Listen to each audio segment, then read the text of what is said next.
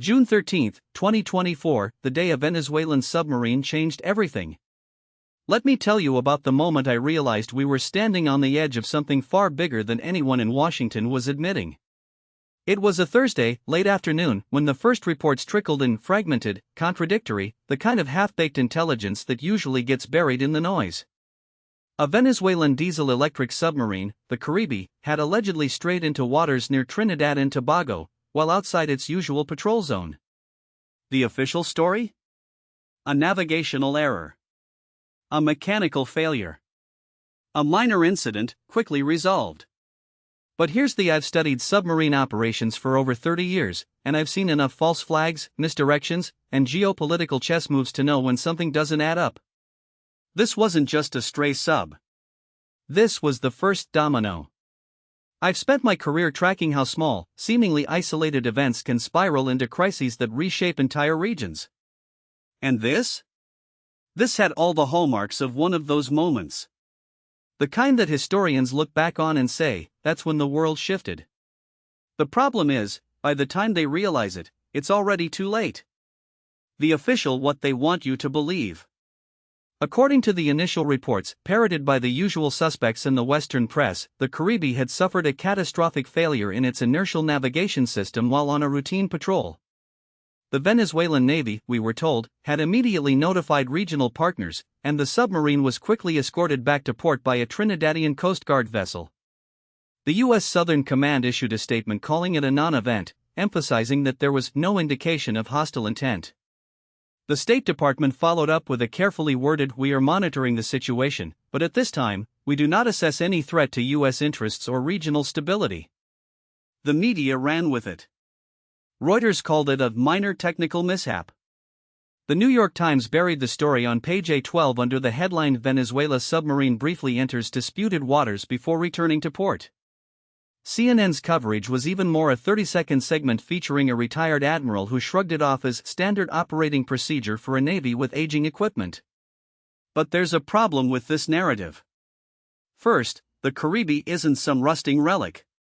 It's a Type 209/1300 submarine, one of the most advanced in Latin America, purchased from Germany in the early 2000s and upgraded multiple times since. These boats don't just lose their way. Their navigation systems are redundant, hardened against electronic interference, and backed up by manual celestial fixes. A total failure? Possible, but statistically improbable. Second, the Caribe didn't just drift into Trinidadian waters. It was detected there by a U.S. Navy P-8 Poseidon maritime patrol aircraft, which had been loitering in the area for hours before the incident. That's not a coincidence. The P-8 is one of the most sophisticated anti-submarine warfare platforms in the world. It doesn't just happen to be in the same patch of ocean as a Venezuelan sub unless someone wanted it there. Third, and most damning, the Caribe wasn't alone. Satellite imagery from that day, commercially available but curiously absent from mainstream reporting, shows a second vessel, a Russian Yazan-class nuclear-powered attack submarine, Kazan, lurking just outside Venezuela's territorial waters. The Kazan is one of the most advanced subs in the Russian fleet, designed to hunt U.S. carrier strike groups. It doesn't show up in the Caribbean for a casual visit. So let's a Venezuelan submarine with a state-of-the-art navigation system accidentally enters disputed waters at the exact moment a Russian nuclear sub is in the area, while a U.S. P-8 circles overhead like a vulture. And we're supposed to believe this was just a navigational error? Here's what's really happening. Deconstructing the official, the hidden facts. Let's start with the timing. June 13th wasn't just any Thursday. It was the same day the U.S. and Guyana were finalizing the details of a new defense cooperation agreement, one that would allow American forces to use Guyanese bases for rotational deployments. This wasn't just another routine pact. It was a direct challenge to Venezuela's long-standing claim over the Essequibo region, a territory rich in oil and gas that Guyana has been aggressively developing with ExxonMobil's help. Venezuela has been warning for months that it would not tolerate a permanent U.S. military presence on its doorstep. President Nicolas Maduro, facing collapsing approval ratings and an economy in freefall, has been desperate to rally nationalist sentiment. A confrontation with Guyana, and by extension, the U.S., was the perfect distraction. But here's the Venezuela's conventional military is a shadow of what it was in the 1980s. Its navy is underfunded, its air force relies on aging MiGs, and its army is more accustomed to cracking down on protests than projecting power. So how do you challenge the US without getting crushed? You don't. You let someone else do it for you. Enter Russia. The Kazan's presence in the Caribbean wasn't an accident. It was a message. Moscow has been quietly rebuilding its influence in Latin America for years, using Venezuela as a proxy to needle Washington. In 2019, Russia sent 2 nuclear-capable Tu-160 bombers to Venezuela in a show of force. In 2022, it deployed military advisors to help prop up Maduro's regime. And now, in 2024, it's sending its most advanced submarine to the region at the exact moment tensions are flaring. But why a submarine? Because subs are the ultimate asymmetric weapon. They're invisible, deniable, and capable of delivering a knockout blow before anyone even realizes they're there. The Kazan isn't just in the Caribbean to observe. It's there to deter. To remind the US that if it pushes too hard in Venezuela, Russia can push back hard. Now, let's talk about the Caribbean. The official story is that it strayed into Trinidadian waters. But Trinidad and Tobago isn't just some random country. It's a key US ally in the region, home to a major American military listening post at Wallerfield. It's also the closest point to Venezuela's offshore oil fields that the US has been eyeing for years as a potential alternative to Middle Eastern crude. Here's the part they're not telling: the Caribbean wasn't just drifting. It was testing Trinidad's defenses. And more importantly, it was testing ours. Submarines don't just wander into enemy waters by accident. They do it to gather intelligence, sonar signatures, radar patterns, response times. The Caribbean's navigational error was almost certainly a deliberate probe, a way for Venezuela to see how quickly the US would react. And react we did. Within hours, the USS George H.W. Bush Carrier Strike Group, which had been conducting routine exercises in the Atlantic, suddenly changed course and began steaming toward the Caribbean. This wasn't a drill. This was a show of force. And that's when things got really interesting. The did geopolitical how we got here. To understand why a single Venezuelan submarine could upend an entire region, you have to out. This isn't just about Venezuela. It's about the unraveling of the post-Cold War order. It's about the US trying and failing to maintain its global hegemony in the face of rising challengers. And it's about the slow, painful death of American unipolarity. For the last 30 years, the US has operated under the assumption that it could shape the world in its image. We invaded Iraq to spread democracy.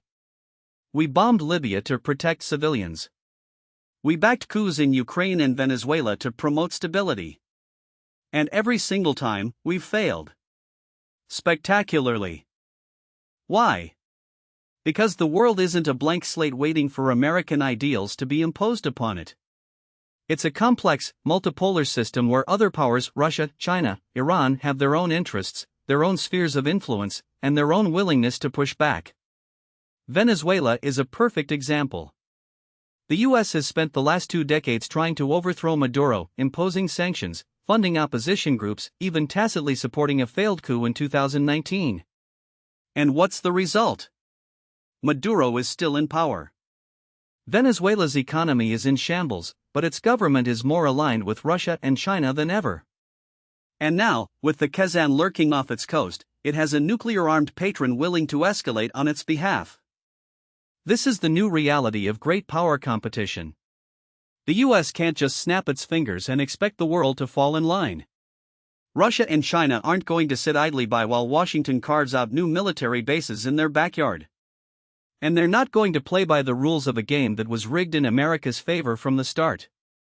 Let me be: this isn't about good guys versus bad guys. It's about power. Raw, unfiltered power. And right now, the US is learning the hard way that its power isn't what it used to be. Military and strategic, the escalation ladder. Now, let's talk about what happens then, because this isn't just a diplomatic spat. It's a military standoff with real escalation risks. First, the George H.W. Bush Carrier Strike Group. It's not just a show of force, it's a tripwire.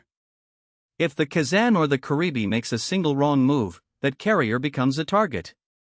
And make no, the Kazan is more than capable of sinking it. Russian subs have been practicing this exact scenario for years. In 2019, a Russian sub sank a U.S. carrier in a wargame. In 2021, another Russian sub penetrated a NATO defensive perimeter undetected. The U.S. Navy's anti-submarine warfare capabilities are good, but they're not infallible. Second, the U.S. has been quietly building up its presence in Guyana. Satellite imagery shows new construction at several airfields, including the erection of runways to accommodate heavy bombers. The Pentagon has also been pre-positioning supplies, fuel, ammunition, spare parts, in case of a rapid deployment. This isn't just about Venezuela. It's about creating a forward operating base for potential strikes against Russia or China in the event of a wider conflict.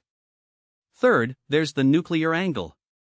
The Kazan is a nuclear-powered submarine, but it's not carrying nuclear weapons that we know of. Russia has been modernizing its tactical nuclear arsenal, and there's nothing stopping it from deploying low-yield nukes to Venezuela if it feels cornered. The US has its own tactical nukes in Europe, so this isn't as far-fetched as it sounds.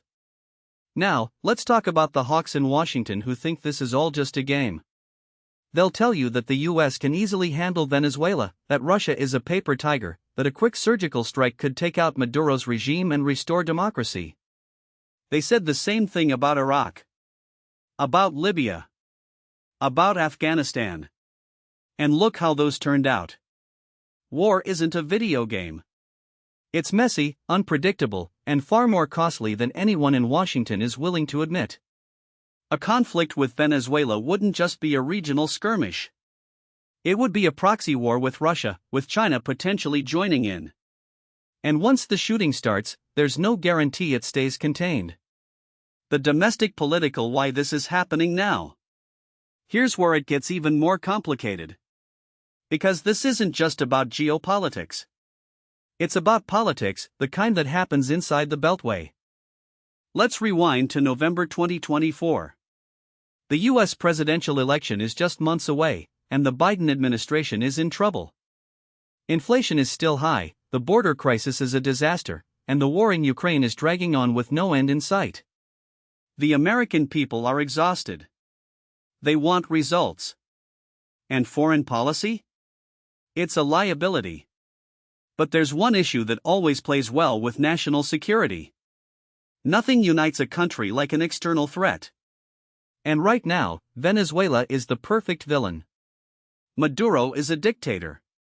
He's oppressed his people, rigged elections, and aligned himself with America's enemies. He's an easy target. And if the administration can frame this as a choice between standing up to tyranny and appeasing dictators, it might just shift the narrative. There's also the oil angle. Venezuela has the largest proven oil reserves in the world. The U.S. has been sanctioning its oil industry for years, but with global energy prices volatile, there's a growing faction in Washington that wants to lift those sanctions if Venezuela agrees to cut ties with Russia and China. A crisis like this gives the administration leverage. It can say to play ball with us, or we'll make sure you regret it.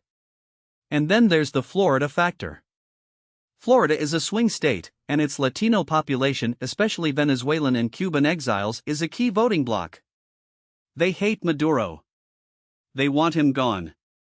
And if the administration can position itself as the one taking a hard line against him, it might just win back some of those voters. This is how foreign policy gets distorted by domestic politics.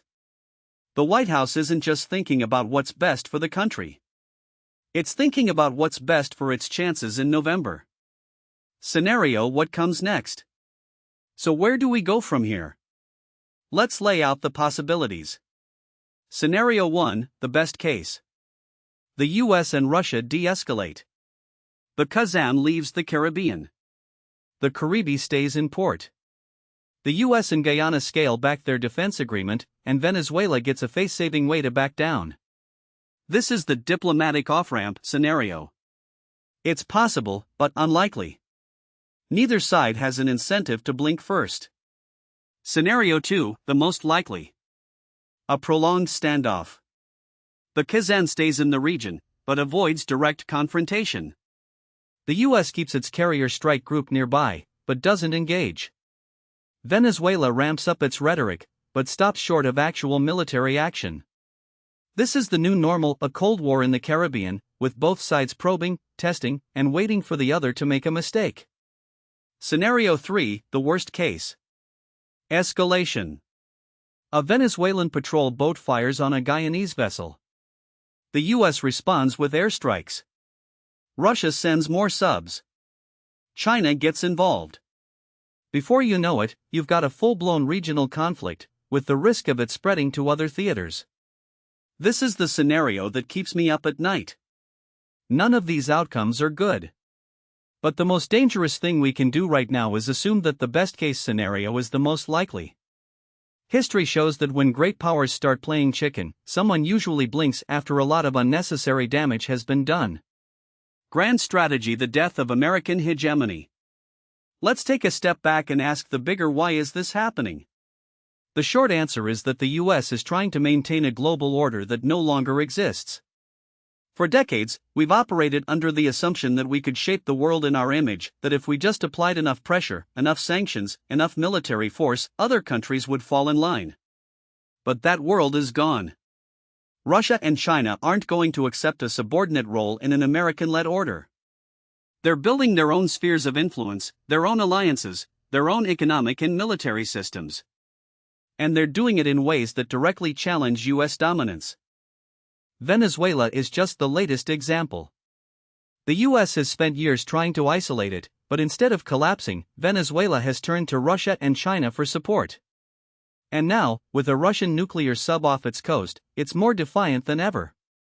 This is what happens when a declining hegemon refuses to accept its decline.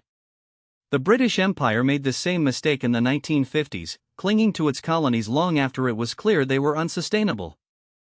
The result? Suez. Humiliation. Collapse. The US is on the same path. We're overstretched, overcommit, and increasingly isolated. And instead of adapting, we're doubling down, building new bases, imposing new sanctions, threatening new wars. It's not working. And the longer we refuse to accept that, the worse it's going to get. Alternatives and what we should do instead. So what's the alternative? Do we just let Russia and China carve up the world?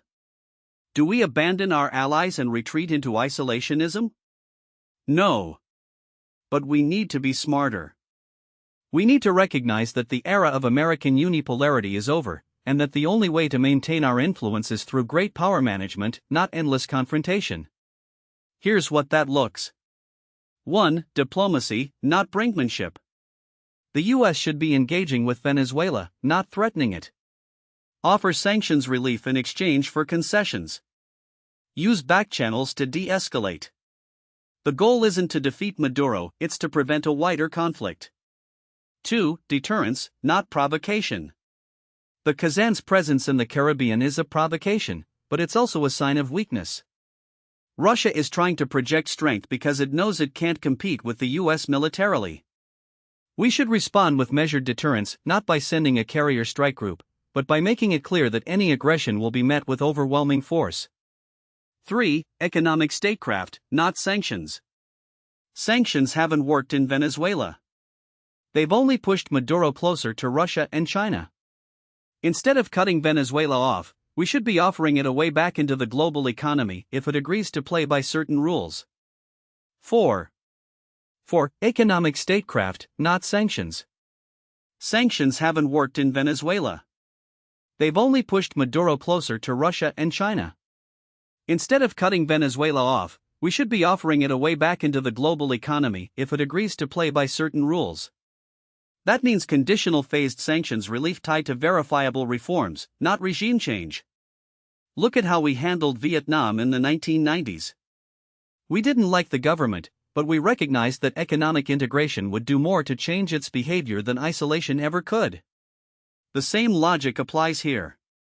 Venezuela's oil reserves are the largest in the world. We can't afford to let them remain a Russian and Chinese client indefinitely. Now, what most people don't realize is that this isn't just about Venezuela. It's about the broader contest for the global south. The US has spent the last decade treating Latin America like an afterthought, while Russia and China have been quietly extending their influence. Moscow doesn't have the economic clout to compete with Washington in a direct confrontation, but it doesn't need to. All it has to do is exploit our mistakes. And we've given them plenty. Take the Kazan's deployment. On paper, it's a show of force, a nuclear-powered submarine lurking off the coast of a US adversary. But in reality, it's a calculated gamble. Russia knows the US won't risk a direct clash over Venezuela, so it's testing how far it can push before we snap. The problem is, every time we let them get away with something like this, we embolden them to push further. The same playbook is being used in Syria, in Libya, in the Sahel. And if we don't adjust, we're going to wake up one day and realize that the entire southern hemisphere has slipped out of our orbit. Let me explain why this matters beyond just Venezuela. The US Navy is still the most powerful maritime force in the world, but it's not invincible. The Kazan is a Yazan M-class submarine, one of the quietest and most advanced in the Russian fleet. It's armed with caliber cruise missiles, which can strike targets up to 2,500 kilometers away. That means if it were to position itself off the coast of Florida, it could hit Washington, D.C. without ever surfacing. Now, I'm not saying Russia is about to launch a surprise attack. But the fact that we're even in a position where that's a plausible scenario should tell you how badly we've mismanaged this. Here's the uncomfortable: the US military is still structured for the wars of the 20th century. We have 11 aircraft carriers, but they're increasingly vulnerable to hypersonic missiles and swarming drone attacks. We have thousands of tanks, but they're useless in a world where conflicts are decided by cyber warfare and proxy forces. And we have a defense budget larger than the next 10 countries combined, but we're still struggling to counter a few Russian submarines and Chinese fishing militias. The Pentagon knows this. That's why they've been pushing for a shift toward distributed maritime operations, smaller, more agile forces that can operate in contested environments. But the political class hasn't caught up. Congress is still funding legacy systems because they create jobs in key districts, not because they make us safer. And the White House is still trapped in the mindset that every problem can be solved with a carrier strike group and a strongly worded statement. So what's the solution? First, we need to accept that we can't be everywhere at once. The US has 800 military bases in 80 countries. That's unsustainable. We need to prioritize.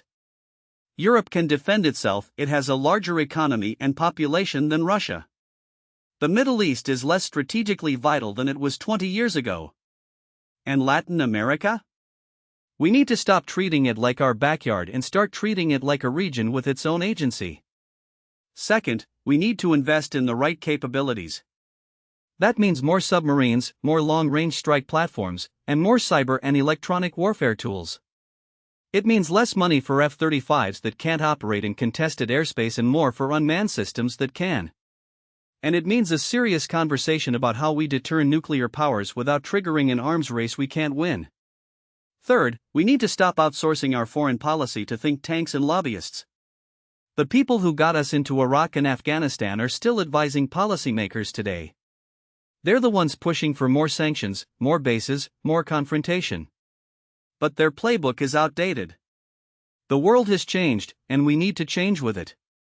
Finally, we need to recognize that great power competition isn't a zero-sum game. The US doesn't have to win every battle to maintain its leadership. Sometimes, the smartest move is to let the other side overreach. Russia's invasion of Ukraine has been a strategic disaster for Moscow. China's Belt and Road Initiative is drowning in debt. And Venezuela? It's a failed state with hyperinflation, mass emigration, and a collapsing oil industry. The longer we pretend that these regimes are stable, the longer we delay the inevitable. The Kazan will leave the Caribbean eventually. The question is, what happens and do we learn from this and adjust our strategy? Or do we double down on the same failed policies and hope for a different result? History doesn't repeat itself, but it does rhyme. And right now, we're rhyming with the British Empire in the 1950s. The only question is whether we'll wake up before it's too late.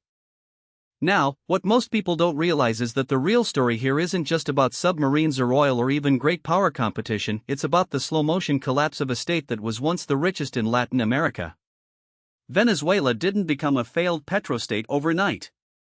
It was a deliberate unraveling, one bad decision at a time, and the West's refusal to acknowledge that unraveling has only made things worse.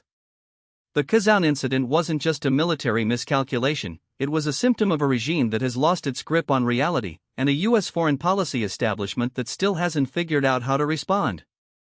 Let me explain why this matters for the domestic political landscape in Venezuela. Nicolas Maduro isn't just a dictator clinging to power, he's a man who has systematically dismantled every institution that could challenge him.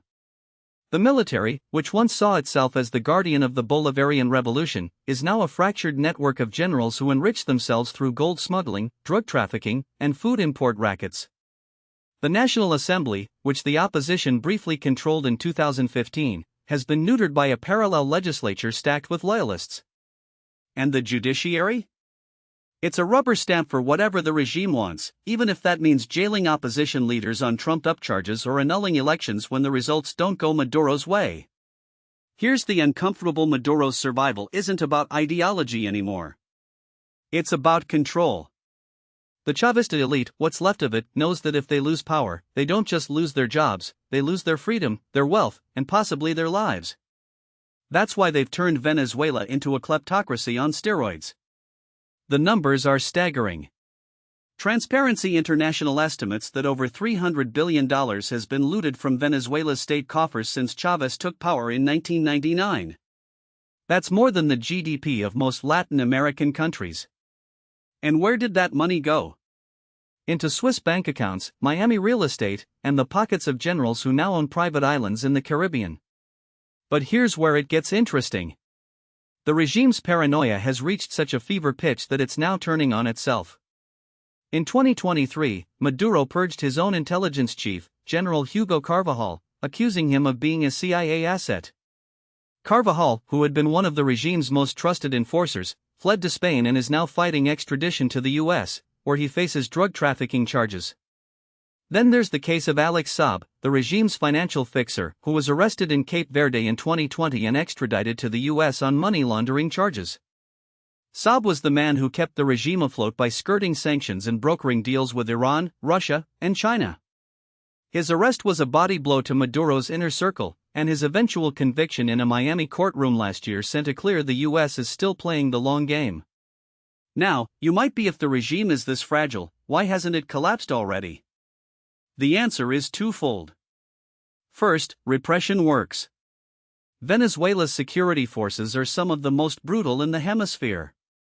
The FAES, the regime's special forces, have been accused of extrajudicial killings, torture, and forced disappearances. Human Rights Watch estimates that over 20,000 people have been killed by security forces since 2016. That's not just a statistic, it's a deliberate strategy to terrify the population into submission. Second, the opposition is divided, exhausted, and increasingly irrelevant. Juan Guaidó, the self-declared interim president, was once the great hope of the opposition. But after years of failed negotiations, international sanctions that hurt ordinary Venezuelans more than the regime, and a series of corruption scandals, he's now a spent force. The opposition's latest attempt to unify behind a single candidate for the 2024 elections has already fallen apart, with factions accusing each other of being co-opted by the regime. This brings me to the most critical: what happens next? The 2024 presidential election is shaping up to be a farce, but it's a farce with real consequences. Maduro has already signaled that he won't allow a free and fair vote.